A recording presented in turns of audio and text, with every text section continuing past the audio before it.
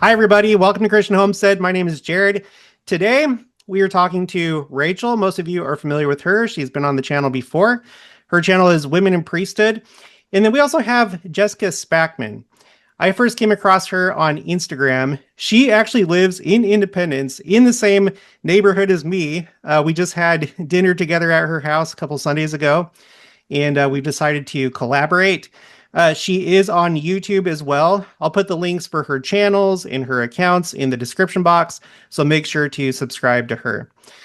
Today, we are going to be talking about Calamity in the last days as it relates to abortion, which is kind of a big one. And I feel bad because I haven't really spoken too much about this on my channel. We've been focused on other things, but this is a really big thing that I think is, we've always had abortion throughout the ages, but it's on a completely different scale now, I believe, I would assume, just with the Yes. politics of it, the medicine behind it, and the doctors that perform these things. And I don't know, but Jessica knows much more about that. So let's get into it, Jessica.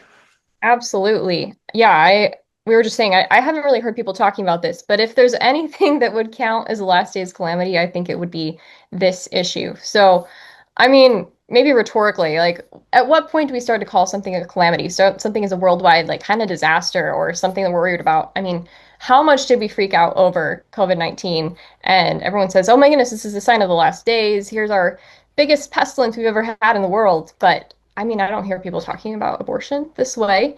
So, just to kind of bring in some scale, I would just for fun, I want to ask you too, how many deaths do you think are happening per year in the world of born people? What would be your ballpark guess?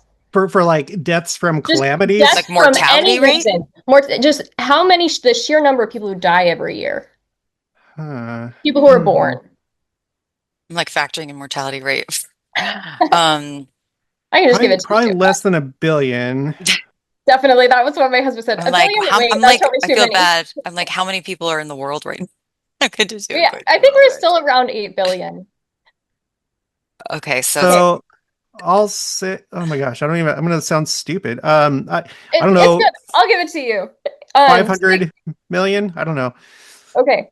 It's 68 million people, according to the WHO, the okay. Okay. World Health Organization. They say about 68 million people die each year. And the number one cause of death they list is cardiovascular disease, which puts it at 9 million deaths per year. And we know there's a lot of people who are concerned about that, a lot of metabolic issues that are spiking in these causes. But compared to that, do you guys know how many abortions are happening each year? Is In this the in the in the United millions? States? So worldwide, and according to the WHO, Interesting. it is in millions, yes. Okay. If there's Um, 68 million people dying each year who are born, they're not counting abortions in that number. what do you think, Rachel? I'm cheating. I'm Googling a little bit. Um, okay, so if there's 60, um, okay. So he said for that last thing, he said it was like 9 million. 9 million for the number one cause of death. Okay, so that's the number one. Mhm. Um, so for abortions, I'm assuming because we're talking about it and because you're asking that question, it must be pretty high up there. So It's hard too, because it, if you're talking globally, like that's high. um, 7 million? I'll go with Okay. 7 million. Seven. Okay. All right. Take that and multiply it by a factor of 10. 73 million abortions are estimated to be happening every year, according to the WHO. Oh For my further gosh. context, we're having about 144 million babies born every year. So that means for every two babies born, one is not because of abortion. So we are effectively like genociding a third of our human population every year. One third. Bingo. Yeah. Um, and this is not counting miscarriages or treatment after miscarriages. Just to be totally clear, this is induced abortions. And also, some people think that a lot of this is because of really rare exceptions, like the ones listed in the church handbook. Those, by any data, it's going to be around 1 to 3% of all of those abortions are going to be for those reasons. So it does not make up or justify these numbers at all. And nobody's talking about it because it's the thing that people do to hide. It's the thing that they do to hide when they've messed up or to run away from the consequences of their situation. Just for some further context, because some people really think this isn't happening where they live. In the United States, that's 1 million per year lost to abortion. That's a lower ratio than worldwide, but it's still pretty high. Here in Missouri, our current abortion law has just been upheld. And so abortion is allowed for any reason up to the point of birth. Oh my gosh. And that's a recent law. So we don't have numbers yet on how many are actually happening. But it kind of doesn't matter because right across the border in Kansas, they've been going on for years. Also, I think for some circumstances up to the point of birth. And in Utah, it is also legal up to 18 weeks. And I think they have around, was it 3,000 abortions per year over in Utah? And I know a lot of people who are over there doing sidewalk advocacy. They stand outside the abortion clinics and try to offer help to women and to show them their baby with a free ultrasound. And they know that a lot of the women going in for abortions there, they are Latter-day Saints. We don't have numbers on what those, like how many Latter-day Saints are having abortions because there's such a small population. We don't have that data, at least in any very clear way. But we know that it's happening, but people don't think that it is. Yeah, because And for my part, I don't know of anybody in my life that's had one, or at least if they have, they haven't told me, and I guess that's not surprising, but I wonder what that would look like if I could just have all those stats. That's crazy. mhm, I've always thought it's really interesting because a lot of times people, young women who are choosing to get an abortion are so young and maybe haven't it's so like I feel like the older you get, the older I get, the more sensitive I get to things. I just get more sensitive to things. In the handbook, it doesn't just say like if you've ever gotten an abortion, it says if you've ever paid for or influenced anyone to get an abortion, you have to talk to your bishop. And I had thought about that for years, like influenced someone. It's because you might think as like an empowered person that if someone else gets an abortion, like your hands are clean because it wasn't you that made that choice. But in our religion, if you influence like the ending of any life, like you actually have some serious, and I think you could actually argue that especially if you're influencing someone who's young, who will have to live with the consequences emotionally of realizing their decision later in life, like you actually are in a really bad, it's a really I just think that language in the handbook is really helpful and interesting. yeah, I so agree. It's the thing that's going, it has such big ripples. People think that it's a small thing, it's personal, and it's not going to affect anybody, but it does. I mean, I hear stories from people who, like you mentioned, someone who drove their friend to the abortion clinic and they live with that for the rest of their lives. And they know they have to repent and they still feel such regret. It's not just a little thing that's going to solve their immediate problems. It doesn't solve anything. And it it really is like a calamity for everyone around you. And there's also studies, I can't remember if it was Ohio State, they've done studies on the post-traumatic shock that women themselves will have when Mhm. they've had an abortion, that they will have heart attacks, strokes, panic attacks, nightmares on the anniversary of when or around that time, like annually. Their body, even though like they emotionally maybe have our social programming to be like, it's fine, it was my choice, it was the right choice, their body has like stored that trauma of actually getting an abortion. And no one talks to these young women about that. Like, this is something that you will carry as a trauma your whole life. Yeah, I was going to bring it up a little later, but I mean, since we Sorry, have, I no, jumped the gun. it's still important. And, but like, yeah, the mental health implications are not good for the women who have abortions. I think the suicidality, like your chances of becoming suicidal goes up 100% plus. Your chances of other emotional mental health issues also go up about 80%. It's not good. It's something you're really going to live with for a long time, not to mention physical side effects that can happen as well. So it's not I'm just a still little thinking thing. about what you said, Rachel, because I don't think I knew that the piece about needing to see the bishop if you're like influence, even if you're just like influencing, because when I hear the word influence nowadays, at least for the last 5 years since I've been doing this channel, I Hmm. think about content creation.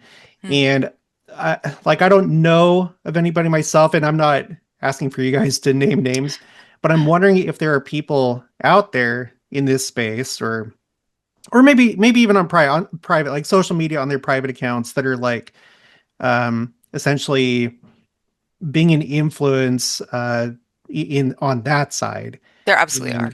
And maybe that's something that needs to be more well known. Maybe they do know it. I don't know, but I didn't really know that. So that's pretty, yeah, that's serious. Yeah, it's members who must not submit to, perform, arrange for, pay for, consent to, or encourage an abortion. Yeah, because that would be a form of encouragement, even if it's not like a one-on-one thing. It's like, oh, me encouraging my friend. If you're like just saying it in general, then maybe we should stop and think about that. Yeah, absolutely. I wanted to jump to the family proclamation as sort of the foundation of how this comes together. If you want to, Jared, you can put it on the screen, if you think people would like to follow along a little bit on that. Okay, give me one No, second. you're totally good. Drink from my largest water bottle ever on sale from Aldi. Oh, here we go. Um, Here we go. So there are Can two, can everyone yeah, see that? yeah, I can see that. Okay. Is it showing my desktop or is it just showing the window? It's showing your full browser. I don't know if that's what you're asking. Okay. Okay. That's fine. Mhm. So, an excerpt here, we declare that God's commandment for his children to multiply and replenish the earth remains in force. So, this first bit here, it's what the Lord has said regarding the sanctity of life and how this all ties in with family proclamation. And then the implications and the calamities part comes in a second. So, we know that we are supposed to still not just, but like we're commanded to multiply and replenish the earth. That's a positive thing we are meant to do. And we affirm the sanctity of life and its importance in God's eternal plan.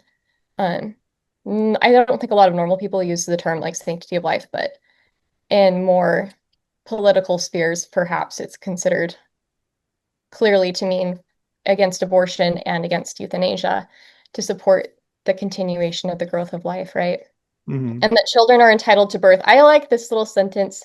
Most people continue the sentence, say children are entitled to birth within the bonds of matrimony with the husband and wife who love each other, which is all totally true. But like the bare minimum of that is that children are entitled to birth. This is like the minimum part of it. So that's like what we're supposed to be doing. And here's the warning here.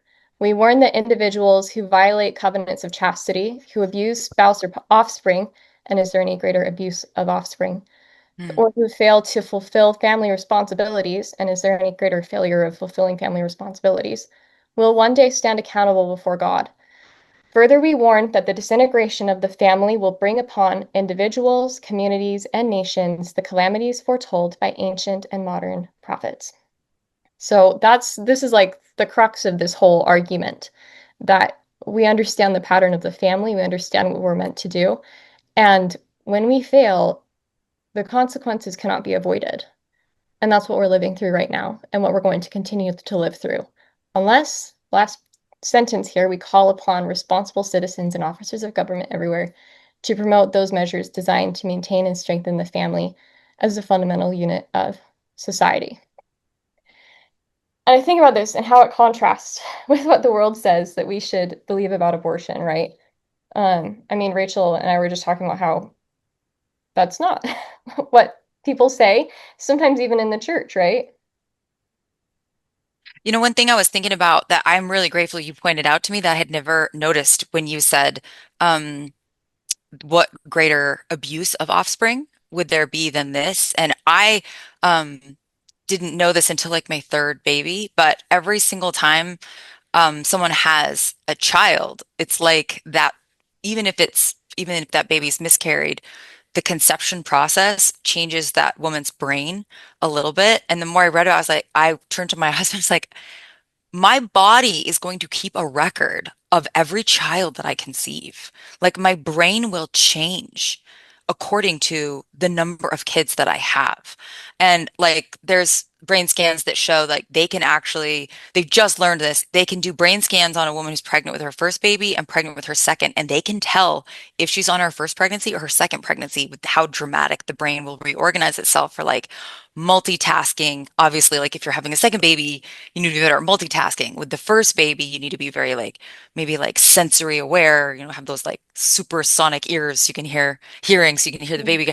And so I've always Jared has a really good video in the past of like Joseph Smith kind of talking about just like the sacredness of blood, and going to the temple has kind of like can really purify like your like your almost your body.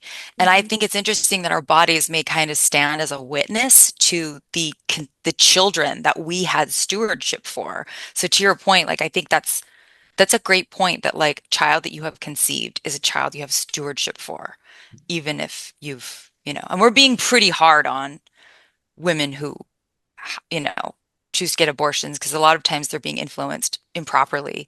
And, the atonement does apply to everyone. But I think it's helpful to speak out against it so that people can maybe avoid the mistake in the first place. Yeah, and That's so to clarify really quick, I think the quote that you're talking about from Joseph Smith, it has to do with when you're baptized, if you're not literally of Israel, in some kind of way, you were actually made a literal descendant of Israel. Um, and I guess we don't know what that looks like, but there is potentially a physical change. I have other quotes that allude to the temple actually having an impact on your body, especially when you think about the initiatory. I think the words there are not just hollow or symbolic. I have some interesting quotes about that. Um, and then additionally, I haven't looked into this too much on the channel, but I do wonder, and I think this is like a question. I don't think it's been resolved. It hasn't been revealed yet, but like the question of when does a spirit actually enter a body? And if it turns out that like all these unborn babies, like there is a spirit assigned to that body and they don't come to this earth, um, then that just makes it like even more uh serious, I think. And I can only assume that this is not official doctrine. This is my guessing, that maybe they will be born in the millennium, and be allowed to live out their life there, or maybe they're just saved, like the whole thing where Christ, if a child dies before the age of accountability, they're saved and such. I mean, I guess That's we so don't know, interesting. but the one thing I do think about, and I think this mostly has to do with children who have been born. I feel like this applies to stillborn babies too, that we have it from Joseph Smith, as well as Joseph F. Smith, as well as Joseph Fielding Smith. All three of them talk about the fact that you would have the chance to raise that child in the millennium, starting at the age that they died. That's kind of like a tangent. So sorry, I don't mean to go that way, but it's just kind of somewhat related as we're talking about mortality and not being able to experience mortal life normally, like a lot of people do. Yeah, I think it's important to bring up, and I'm glad that you both have that nothing is beyond God's eternal plan for redemption, that there is a way for this to work out. Everything, I think life is both way more serious than we understand, and it's way more redeemable and restorable than we may imagine. So we both need to take it more seriously and to have so much grace for ourselves and others that there's a way forward. So I appreciate that note. Okay. So what I wanted to share this from President Monson, who said that abortion was a plague of our day. He said disregard for the commandments has opened the way for what I consider to be the plagues of our day. Mm. He goes on to include, they say they include the plague of permissiveness, plague of pornography, of drugs, immorality, and the plague of abortion, just to name a few. The scriptures tell us that the adversary is the founder of all these things. We know that he is the father of all lies, to deceive and to blind men. Um, and as we were saying, yes, why is it such a terrible thing? because of what it does to us, both spiritually and physically in every way. And we see what the prophets have taught over and over. By the way, anyone listening can go find over 300 sources compiled from church sources about abortion and the sanctity of life to go learn more about what the Lord has said regarding the issue. And I think once you come away from that, it'll be very clear. Um, so I don't, beyond what we've already read, I don't think we need to drill home more what that spiritual damage can look like. I want to ask you something really Yeah, quick. Why is it that you think you may have women that don't have an abortion themselves, but there's women that in the church that seem to like fight for it and almost like encourage it, or they yeah. do you think it's like a political thing, or what do you think? Yes, What, 100%. what do you think is a political thing mostly? Well, like if you ask, when you look at like the last election and you look at like, there's, you know how there's people who are like one issue voters. Some people vote for one issue, right? Like maybe guns rights, or like when you look at the last election, an overwhelming number of women were one issue voters, and it was the issue of, uh, you know, right to, what's the word, Jessica? Reproductive rights, Yes, reproductive reproductive rights. freedom. And so for me, what I saw as scary statistics were the number of, we've seen kind of a more like a bifurcating trend where young men are becoming more conservative and young women are becoming more liberal. And that is absolutely aligned along this. I don't necessarily think I think there's a lot of issues that would be affecting the more conservative bent, but like young women are absolutely making this a number one issue for why they vote, like 100%. And so it's like, and Russell, Dallin H. Oaks in his talk at BYU says, like, be careful about the way that um, causes that you might not necessarily advocate for if you knew the outcome will label the way that they outcome. And he said he tracked the political issue as a Supreme Court, like, um, or lawyer. Mhm. He tracked the way they changed it from a case against abortion, case for abortion, and a case for, they changed the language to be more marketing friendly, to be a case for reproductive rights because it doesn't sound violent. It sounds moral, right? And so a lot of women see themselves as being very moral, defending women's rights to reproductive health. That sounds very moral, Mhm. and it's a very effective marketing tool. And Dallin H. Oaks called it out like 20, 30 years ago, but people forgot. Go ahead, Do you Jessica, think that sorry. framing Well, it that way has more of an impact on women than it would men? Like, can you like when you think about these women that are, pro-choice, can you kind of like see inside their mind? Like, could you imagine yourself being like that? Do you think that's what it is? They like to think themselves as moral, or I'm sure there's like a whole bunch of different reasons. It's according to each individual, but what do you think about that? I absolutely, I think that the easiest way that adversary can get good people to do bad things is to make them think they're doing the right thing. And a lot of times, and I mean, I've had this issue in my own like ward, like my own stake with people who have, and that's the problem too, is that if you have people in positions of influence who are stake presidents, who are bishops' wives, who are high councilmen, who openly, you know, advocate for being pro-choice, it becomes very normalized. And mhm. that's what's happened. It's become very, very normalized in our culture to not see it as that big of a deal. And no one, and now this is a good stat that I really wish I could remember where I saw this. There's a very, very, very low actual practice of abortion in the Latter-day Saint culture. Like we don't actually practice it. It's kind of like, what's the phrase? Like, okay for thee, but not for me kind of thing. Like it's very much like we don't want to force anything on anyone else, but I would never, have an abortion for my own child, or encourage my child to have one ever.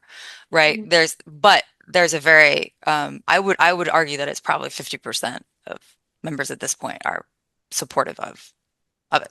Yeah. A couple other notes. I think that's completely all true. There are some very powerful and rich people behind the abortion industry. And I mean, even in the last year, we've seen a lot of states pass or try to pass very big pro-abortion legislation. or ballot measures like we had in Missouri, which is how we ended up where we are now. We used to be almost fully outlawed here in Missouri, but now it's fully allowed because of these ballot measures. But a lot of it is just simply marketing. It's simply propaganda. And there are a lot of reasons for it. Number one is sex ed in schools. Planned Parenthood is the number one provider of sex ed, I think worldwide, but certainly in the United States as well. And they know what they're doing. They're trying to funnel their um, future market or current market to come to them and trust them for abortion services in the future. Um, yes, that talk from Dallin H. Oaks was really critical, and he called it out specifically. He said that pro-choice slogans have been particularly seductive to Latter-day Saints because we believe so strongly in agency. But he taught that agency is not just the end, like that's not our goal, it's the means to an end. And with that argument, like what other thing are you going to legalize in the world? Would you also allow child abuse to be legal or socially acceptable or vandalism or robbery? Like what kind of world are you hoping to create with this kind of mindset that you wouldn't vote for things that are going to create a moral society and protect people who need protection? And sadly, I think women do, the last piece of it, they're just more emotional.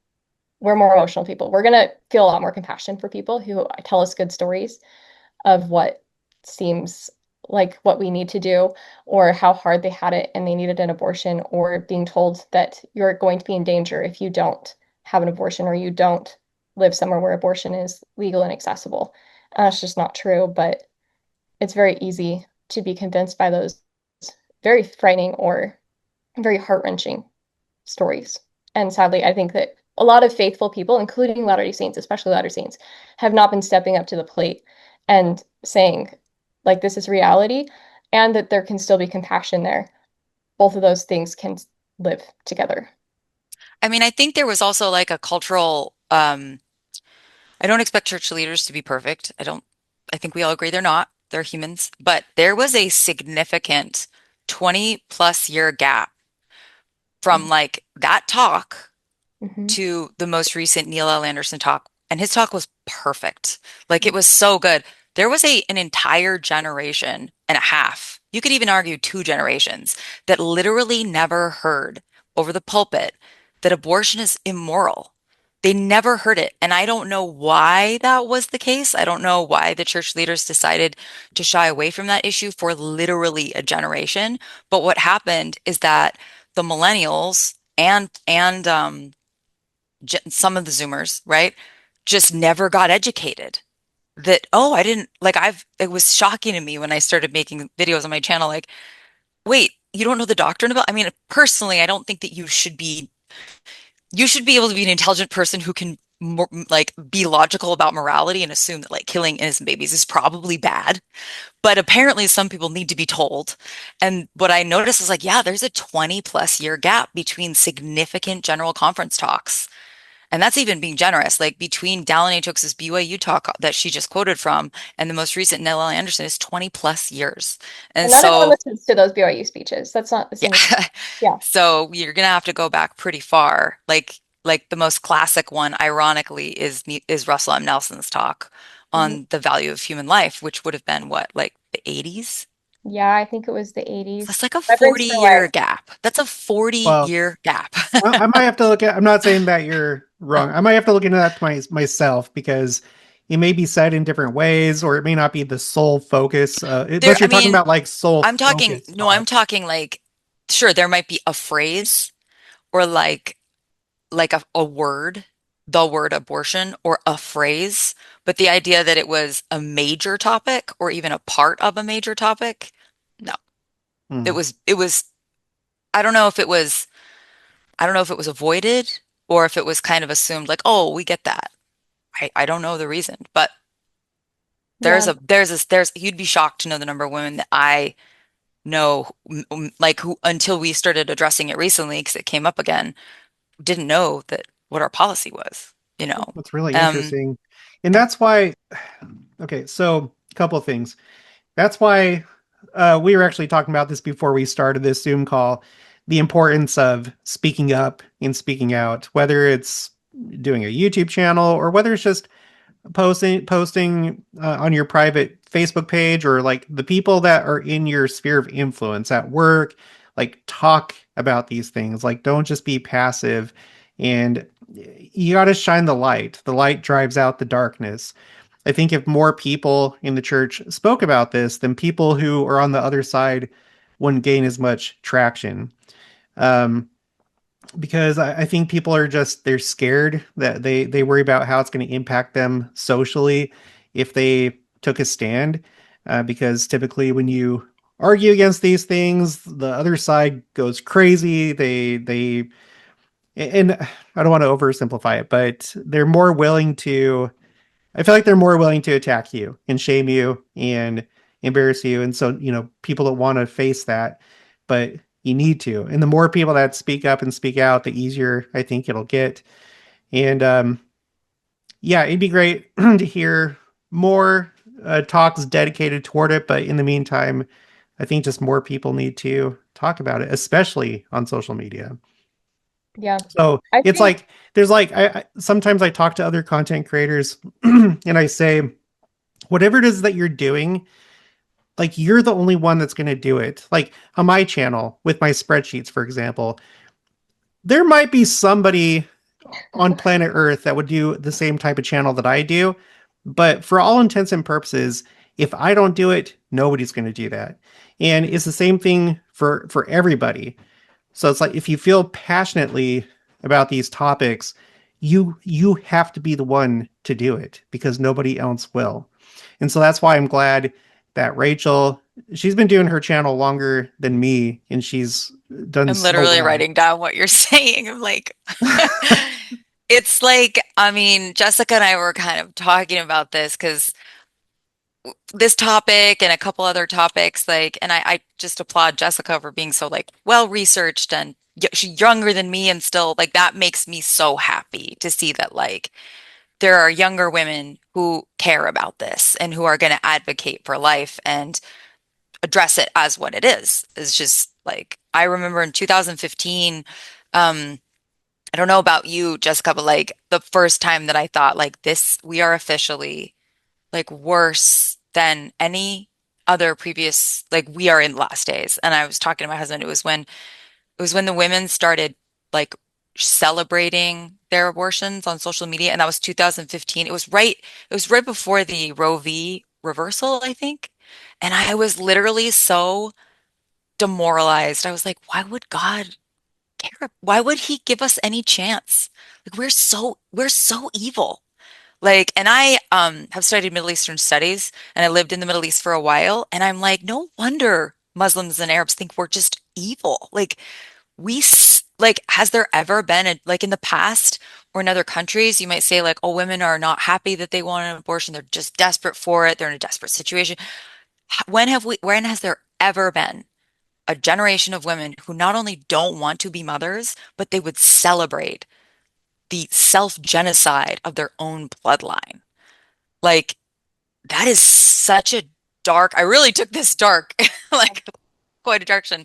And talking to Jessica, I was like, the reason that a lot of times we might shy away from speaking about this is because when you are a woman who speaks about this, you really get some heat. And I say they come for your woman card. They say like, oh, you're not educated, you're brainwashed, like you're not empowered, or give you 800 exceptions. And you're just like, you have to be very thick-skinned when you stand up for it. So if you're like a gentleman or a husband and you're like, honey, why don't you like just know that like it's a different fight when you are a traditional woman. You are going to have to deal with a lot of flack. But that's also why, on top of just speaking out, you need to team up. You know, I hope you, Rachel, and Jessica, I hope you guys become friends. I hope more people Yes. come together. It'd be great to see a group I form need to of come to your people that talk conference, about. Jessica. Please do. Please do. What's Yeah. your And everyone conference? else, October 10th, it's in Provo. We anticipate having a virtual ticket option, but that's pending. But we And hope what's to the get name of it. the organization? Latter-day Saints for Life. Great. October That's 10th. her. That's like her other. Like she has a couple accounts, and that's one of them. Is Latter-day Saints for Life. Yeah, Check it out. Latter-day Saints for Life is we have members. So we're a nonprofit organization and we have over 1,300 members, I think, across all 50 states and 15 countries. And we invite all Latter-day Saints to sign the pledge there. Oh, I was gonna make a plug at the end. Okay, here. Sorry. No, it's so good. It's so good. Um, I think that it gets easier though to speak out about abortion when you do it out of love and you know why you believe that this is a real calamity, this is hurting our society, this is hurting people. You can bring up things like the mental health issues that we talked about, and that's a way that really reaches people Mm. on the other side of the aisle, and you're like, oh, maybe that can really be true. Physical side effects as well. I can send Jared has a link to some sources that maybe people could look at later. We don't need to dig into them too much. But I did want to talk about the other potential calamities that abortion is triggering instead of it just being itself a calamity, which it is every single time, 73 million times a year. It's a devastating bomb of sin and sorrow. But beyond that, there's so much more ripple effect. And one of the biggest things is the declining birth rate. Rachel, you're aware of that. Jared, are you aware of this major declining birth rate issue that kind of is cropping up in the United States and around the Mhm. world? Um, I don't think everyone fully understands all the effects that are happening because of this, but some countries are already seeing some of this already, like the increased elder care, which is a big burden on families, and also, elderly people who are dying without any family around because they never had children. Shortages of workers. We don't even understand what that's going to look like to the collapse of our daily life and our economy. It's not just a money thing. It's your daily lifestyle is going to be so different if we don't Well, we have just fix that with robots and AI, right? that's That- one That's the perspective that some yeah. people have. And I mean, ironically, it's an abortion argument. They say that quality is better than quantity. So if we can make a few people's lives better, then we don't need the other people That's around. horrible. Yeah. Um, but I think that it will start to be hard to deny, and hopefully it will trigger that part of the pride cycle where we start to have some humility and turn to God and try to do things His way. Um, Other effects of loneliness. We're already in a loneliness epidemic, according to some mental health professionals. People have never been lonelier than they are now. Smaller families, they're always on screens. They don't have meaningful connections or meaning in life. When you don't have children, it's harder to find that meaning that was often built into everybody's life experience. Um, I want to just say really quick while we're talking about this, yeah, this is tangential, but I feel yeah, like some of that has to do with materialism and striving for totally, worldly things, totally. putting more emphasis on comfort and the things of this world, putting that ahead of having children. Whenever I bring this up on the channel, I think about the fact that when I look at my family history, and I guarantee if you look at your family history, at least here in the United States, you only go back a couple generations and people were having, it was normal to have like big families and everybody like worked on the farm or the ranch or whatever. And President Oaks actually, I think that was like in his first general conference talk after President Nelson passed away during the Apostolic Interregnum. He was talking about this kind of thing. How I think it's like really good. I think it's really good to acquire wealth, and I think everybody should try and do that, but not at the expense of having a family. Sometimes it can actually help you have a bigger family by being able to provide for them. But I think we really The need to look at motivation. how we spend our money and is it to have a family or is it just to entertain ourselves and please ourselves and compete with the Joneses and stuff. Were Mhm. you saying something, Rachel? Oh, yeah, I was in grad school. I did research on family planning in like the Middle East, and I heard this researcher who I don't think he was on either side of the position of size of families or growth. He just observed that the most effective way to decrease population is to elevate the quality of life of the middle class. Because once they have a certain level of standard of living, they will never go back. Meaning, like, if it comes to living with one car or two, or having three kids or four, they will never go back to having one car. And so Yeah. they would more likely, like, they would never have an extra, they would resist having extra kids to maintain their middle Mm. class status. And I was like, honestly, you don't need force as much as you need just incentives. And I mean, as much as, and I've definitely like, I agree with advocating in your state, especially now that we kind of have the Roe v. Wade has been overturned and now it's a state by state decision. But I'm always like remembering what like the founding fathers have always said, like, we can make laws and we can make a good government, but we cannot make enough laws to govern an immoral people. And like, it doesn't matter how many laws we make against abortion if people are breaking love chastity constantly and not like have no desire to be parents and have no desire to be married. And um, it's so interesting to see like our own fertility growth rates in the Latter-day Saint culture too, because we're on the decline, especially when you eliminate the boomers. When you take out the boomers who had like an average of 5 to 6 kids, like we are better than the average American, but we're not that much better. Yeah, what, like a point 0.5 difference or something? Yeah, oh my gosh. Yeah. Yeah. Mhm. And Which is Yeah. funny especially because now like, in Utah, and sorry not to take go ahead, this go ahead. route, but with me and Jessica living here in Missouri, it's like I hear over and over again.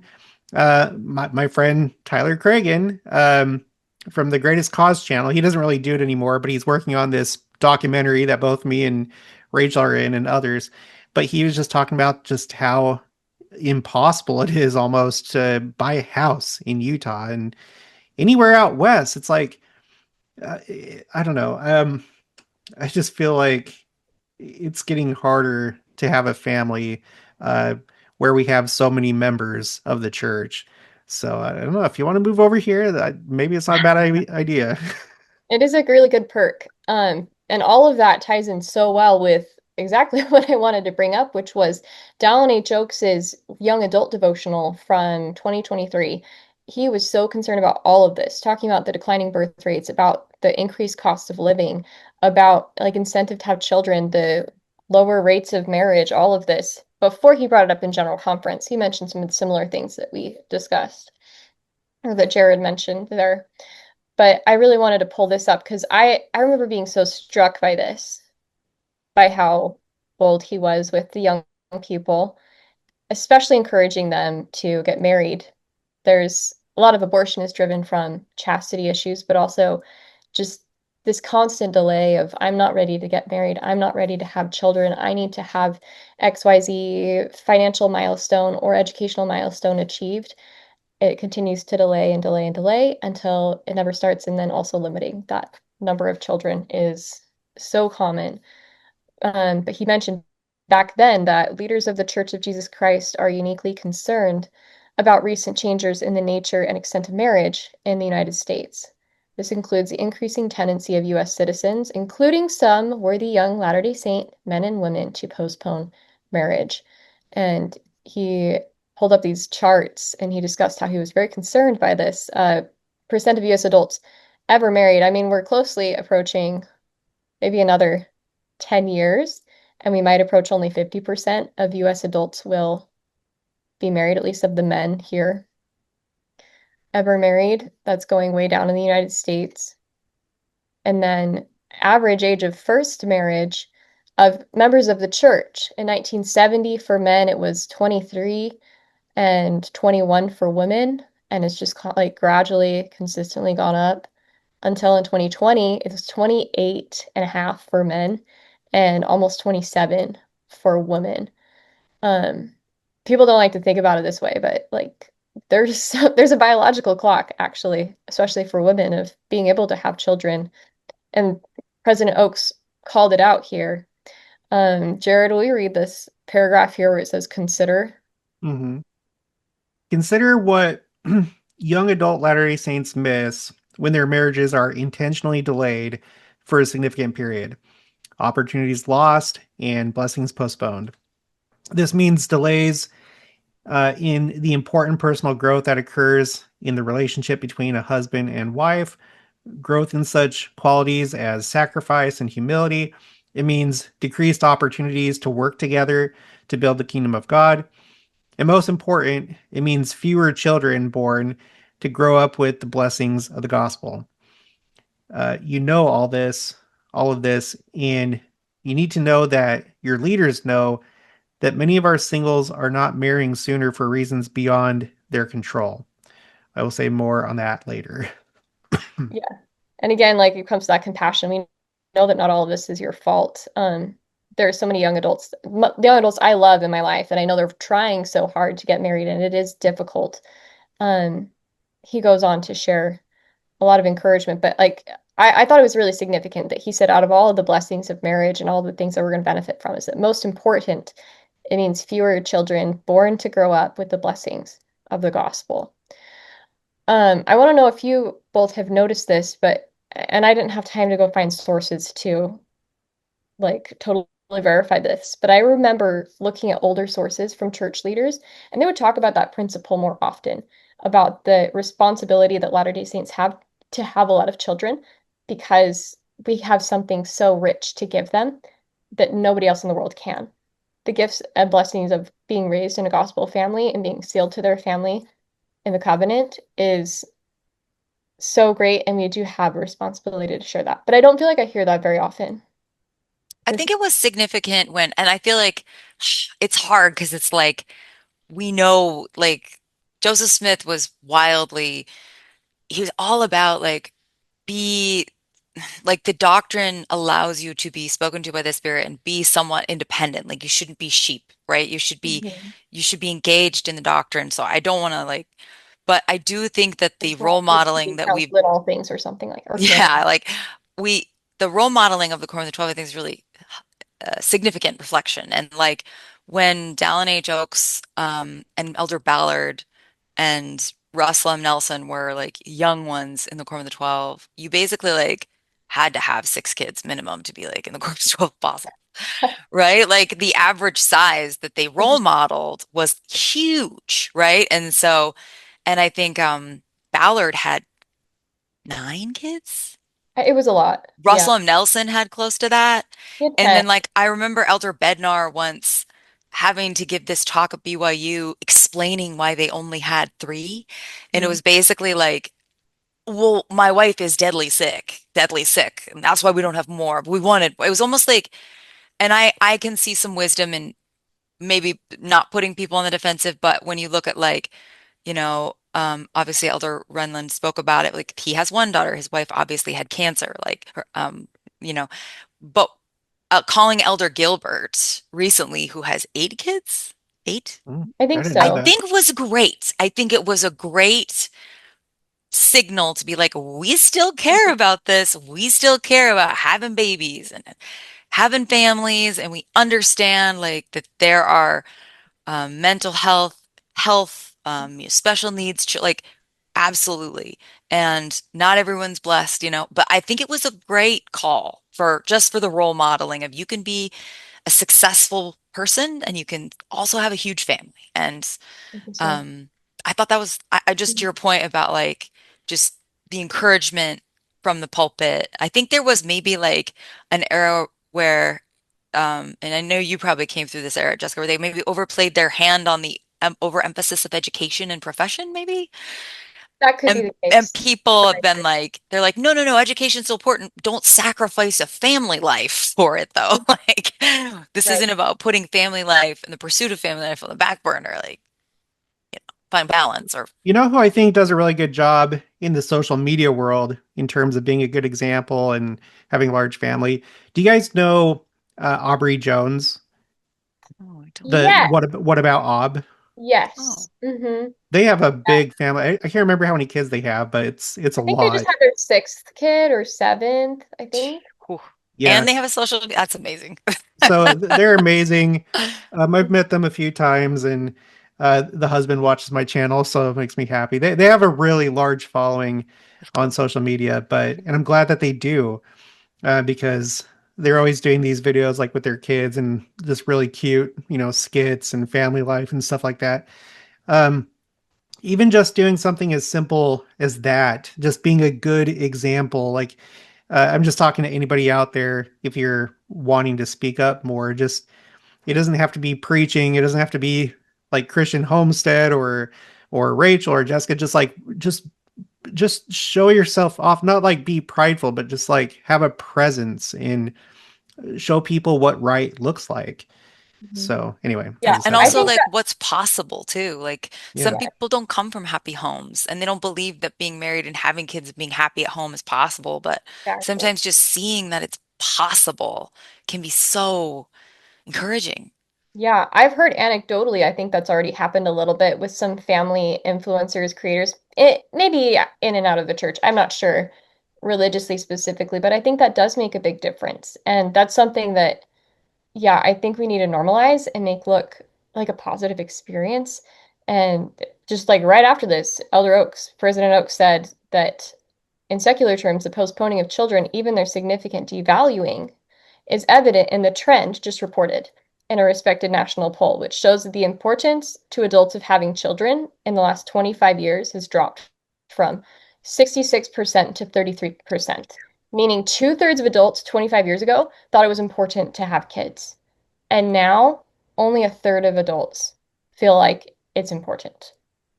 I think they Wow. did some really like shocking polling in the last election right after.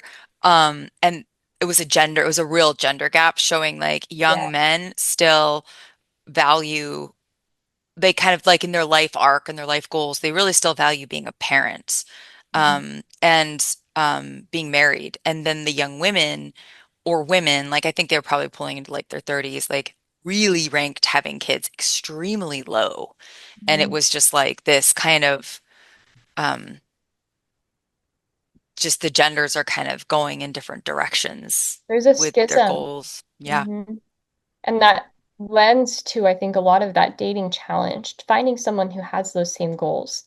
And you think in the church that it would be, they'd be similar. Like we're hopefully looking at these places. And I mean, I think though a lot of the challenge that we see is just not looking toward good sources to find our information and to form our worldview. We send our Good. children off into the world and let other people teach them what success and happiness looks like. And then like look around 20 years later, like, oh my gosh, my kid just went to college and came back an atheist and doesn't want to get married or have kids ever. Mm, What just happened? And we miss it mm. if we're not engaging and teaching and living what we believe. And I think that's how we ended up here today. But I think it's totally reversible. But the church leaders are really trying to reach these young people. And that's part of why I care so much about reaching the young woman, though. I think there is a big gap in the young woman. That's why I created SPAC Chats, which is my new YouTube channel that especially all the young women should go check out, to reach what you're actually dealing with right now and talk about it in like a way that's applicable for women. There's a lot of, I think the church leaders are great. Women, though, I know a lot of them have a hard time taking counsel from the prophets, from guys, because the world has told them they're just a bunch of guys. And that's not Mm, true. They are called by the Lord. And I know that even subconsciously, that can be a little bit difficult. And maybe they're not mm, talking about the things that they care about too. mm. And then also, there's a lot of great people like Jared, who are out there making a lot of content. And there are some great people like Rachel who are making a lot of great content for the women. But it seems like we could have more, specifically for the young women who are going through a lot right now. How do we shape this worldview to see how family and marriage and children and gospel life fits into my future? Because they're not going to get that kind of vision from anyone else. And I don't know all the communication issues to get there, but we need to be doing something to reach them. Sometimes I hear the concern, like for example, I've networked with a lot of content creators, and sometimes I'll come across like somebody that doesn't want to post on TikTok, for example, because TikTok is a horrible place. Mhm. But some of you may have that feeling about social media in general. It's like, oh, social media is terrible. But the thing about it is that if you don't have a presence, then there's a void. And the void is just filled with darkness, people that are enemies of the church, people that have all these worldly philosophies. Like it or not, we have to have a presence in all arenas. Again, at your work, in your ward. Sometimes you have to be a good example to others that are maybe not where you're at spiritually. But we can't withdraw. We have to be in the world, but not of the world. shine a light, dispel the darkness, and show people that they're not alone. Because I guarantee that for every one person that speaks out, there's hundreds, there's thousands more that feel like maybe they're alone. They just need to see somebody that's sharing the same values that they have. So I don't know. We gotta put our best foot forward and be an example. Completely agree. Um, yeah, I feel that it's not a comfortable place to be, you know, out there online, but all the more. I mean, if there's a person out there who feels uncomfortable online, I think maybe all the better that you're the person to do it, to not be falling for the traps of seeking popularity or pride because you're there for the right reasons. And there is a beautiful feedback mechanism, I think, like by your fruits you shall know them. Like I think what's really interesting about what's happening to your generation, Jessica, is that they're kind of seeing through the marketing that my generation was sold, like working like a corporate job for someone else and like being exhausted all the time actually looks terrible. Maybe family life could work. Like maybe family life is something I actually would like to, maybe I'd like to get married and be a mom. And it's like I feel like there's more space in your generation to actually consider that a possibility and not be so embarrassed to Mm. be considering that. Are you seeing that girls are, there's kind of like a bit of a, In some circles, and by circles I literally often mean online circles. It depends on Mhm, the pool you're swimming in, the mhm, things that is your environment, the things you're seeing, because there are the people who go on, let me put it this way. This person you're sitting next to and you're both on Facebook or you're both on YouTube or mm, whatever, you could be in completely different worlds. wow. You could never see the same content by the same people ever again because the algorithm's going to send this to you because they know you're a girl and because you care about XYZ and because you want this and they're going to send you all that stuff. And then if you're sitting next to somebody else who has a different political leaning or has a different spiritual leaning or whatever, they're only going to get different stuff. So it's going to be kind of you find what you look for and you receive what you more of what you receive positively. If Mm, you receive this kind of stuff and you watch the whole thing and you engage with it, you're going to keep getting more of that. If you want to make a shift, you might have to, it might be a hard thing. There might be some friction to change that. And also in your reality, in real life, the people you're around. But I think it's hard to overestimate how formative that online behavior is for young people today who are spending often 8 hours a day on screens.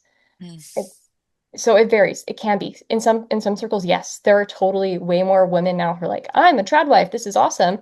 We're a homesteading mom with 8 kids. This is the best life ever. And I make money on Instagram. This is awesome. So, and anything in between. There's so much. But because of that, there's also a lot of opportunities. And if you look for it, you'll see that there are a lot of possibilities. And there's not just one path. So yes and no. it's good. Thanks. Well, we've Um, been going for a while now. We should probably wrap up in just a minute. Did you have any other points that you wanted to make from your presentation? Can I just share one more line from President Oaks for the Yeah. young adults out there who are stressed about the idea of marriage and about family, scared of having kids? I mean, he acknowledges that we know that there's a shortage of homes, that you're struggling right now. You really are probably facing, in some ways, circumstances that are not as good as your grandparents had, but there's a path forward. You don't give up. There's things that you can do, and God's going to take care of it. And he says, in God's plan, we can have it all, but not in the sequence the world seems to dictate.